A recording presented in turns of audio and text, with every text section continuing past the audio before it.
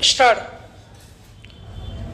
अध्यक्ष महोदय, आज की चर्चा में आपके सामने जो विषय आएंगे, जहाँ तक मैं समझता हूँ वह हर प्रांत के साधारण से साधारण नागरिकों से संबंध रखता है।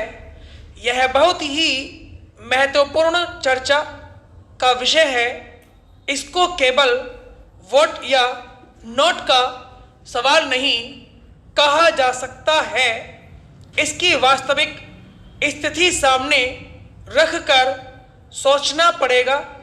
आज की बढ़ती हुई महंगाई, जो कि दिन पर दिन हमें दबाए जा रही है, उसका मुकाबला हम किस तरह करेंगे। विरोधियों ने बहुत सी बातें कही हैं, लेकिन ऐसा कोई ठोस रास्ता हमारे सामने नहीं रखा जिसके करने से हम अपने आप को उभार सकें। और इस बात को मंजूर करता हूं और शासन भी मंजूर करता है कि आज अनाज के अंदर जो कीमतों का बढ़ावा हुआ है, मैं आज देखता हूं कि गेहूं, ज्वार, मक्का में 90% तक का भाव बढ़ा हुआ है। इसी तरह से वनस्पति तेल के मामले में भी यही स्थिति बनी हुई है। इस साल हमारे इलाके में केवल मूंगफली पैदा होने से वनस्पति तेल के भावों में 20% की ही बढ़ोतरी हुई है। डालडा वनस्पति के जिस भाव की हम अपेक्षा कर रहे थे, वह भी केवल 40% के करीब बढ़ गया है और महंगाई मुंह बाए हमारी ओर खड़ी हुई है।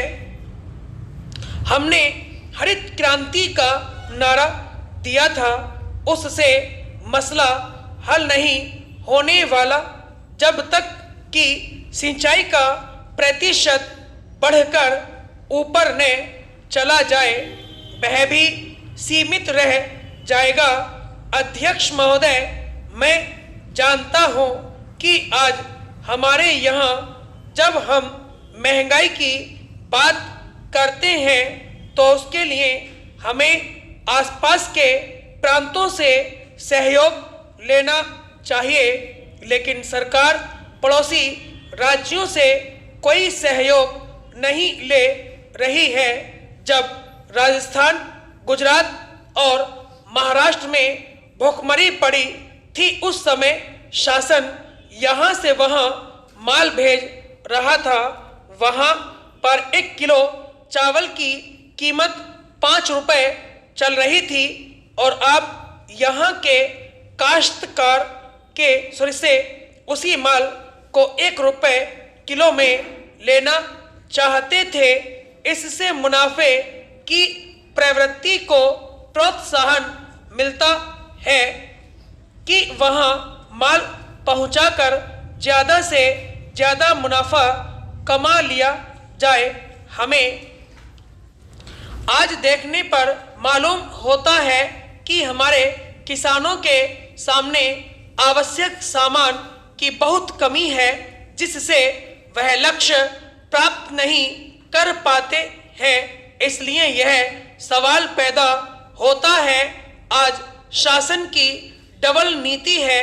एक और शासन वस्तुओं पर नियंत्रण रख रहा है और दूसरी तरफ खुले बाजार में भी माल रख रहा है। यह सब चीजें काला बाजारी का कारण होती हैं और इससे महंगाई को प्रोत्साहन मिलता है।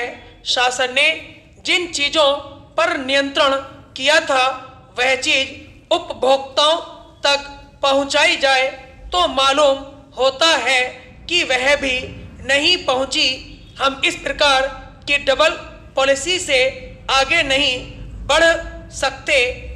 माननीय अध्यक्ष महोदय, माननीय विरोधी दल के नेता की ओर से महंगाई के बारे में जो प्रस्ताव लाया गया है वह शासन की नीति के अनुकूल नहीं है, इसलिए कि सरकार और सदन ने कभी ऐसा कानून नहीं बनाया है जिससे राज्य में महंगाई बढ़े या संकट बढ़े या अकाल पड़े या सूखा पड़े। सरकार की तरफ से जो भी कानून बनाए जाते हैं वह देश और राज्य की जनता के हित को ध्यान में रखकर बनाए जाते हैं। उसी के अंतर्गत हमारी विधानसभा ने ऐसा कानून नहीं बनाया है जिससे कि महंगाई बढ़े। हमारे मुख्यमंत्री जी और मंत्री जी सदैव इस प्रयास में लगे रहते हैं कि राज्य की जनता सुखी हो, खाद्य समस्या का निराकरण हो और उसे किसी प्रकार की परेशानियों का सामना न करना पड़े। यहाँ पर मैं समझता हूँ कि महंगाई के बारे में चर्चा करना उचित नहीं होगा, क्योंकि बढ़ती हुई महंगाई और अभाव की स्थिति राज्य स्तरीय समस्या नहीं है, बल्कि यह एक राष्ट्रीय समस्या है। मैं इस संबंध में सदन के समस्त विधायक और राज्य मंत्रिमंडल से आग्रह करना चाहूँगा कि जहाँ तक हो सके वहाँ तक इस समस्या का सामना करते हुए शीघ्र निराकरण किया जाना चाहिए। लोकप्रिय मुख्यमंत्री जी ने राज्य के जिन जिन जिलों में अकाल और सूखा पड़ा था वहाँ वहाँ के लिए रोजगार और राहत देने के लिए आदेश प्रसारित कर दिए हैं। हमारे राज्य में सामान्य से अधिक वर्षा होने से बाढ़ के हालात बने, जिसके कारण किसानों को काफी हानि का सामना करना पड़ा। जिन किसानों की फसल बाढ़ आने, अकाल पड़ने, सूखा पड़ने और ओले पड़ने के कारण क्षति हुई, नुकसान हुआ था, मुख्यमंत्री जी ने वहाँ के लिए मुख्यमंत्री सहायता कोष से सहायता करने का विचार किया है।